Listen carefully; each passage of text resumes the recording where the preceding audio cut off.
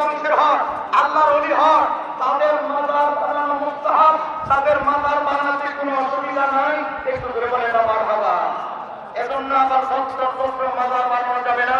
বিশ্ব জাতির মন্দিরে দূর দূরান্ত থেকে যারা এসেছেন, আমি একজন মুসাফির হিসেবে সফররত আছি, আপনাদেরকে বলবো ইখলাসের সাথে আল্লাহর ওলি দামান ধরেন। আল্লাহর ওলিরা মরে না।